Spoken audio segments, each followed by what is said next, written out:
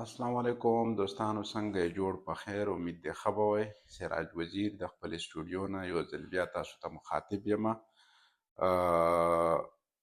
نن داسې سټوډیو ته رالمه نو غني بابا لټون مخې ته و، نو ما وی چې راځه د خپل ویورز دپاره څه شریک کا چې دا زما داسې ملګری دی چې ډېر وخت نه موږ سره دی.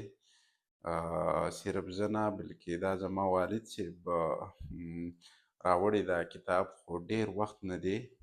نو زما ډېر د تنهایۍ ملګری دی دا کتاب، او چې غني بابا خو ټول خلک پیژني، صرف پښتانه نه بلکې ټوله دنیا یې پیژني.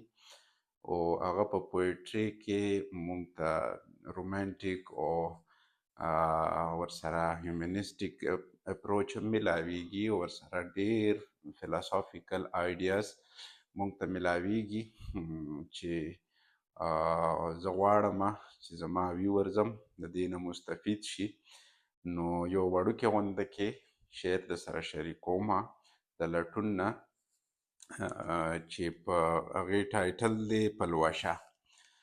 نو غني بابا وایي چې نه خوشحاله دې وفا کړم، نه خفه دې کړم ستم. نه خوشحاله دې وفا کړم، نه خفه دې کړم ستم. ژوند یو تال دی چې غږیږي کله زیر او کله بم. نه خوشحاله دې وفا کړم، نه خفه دې کړم ستم. ژوند یو تال دی چې غږیږي کله زیر او کله بم. د یو دوه ګړی ژوندون دی په خندا خندا یې تیر کړي. دا یو دوه ګړی ژوندون دی په خندا خندا یې تیر کړي.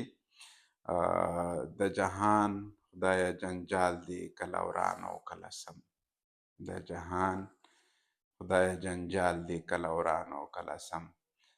نو دا یو وړوکی غوندې شعر و چې ما غوښته چې د خپل ویور سره شریک کړمه. امید دی تاسو به ترې خوند اخلئ، تاسو به ترې زده کړه کوئ.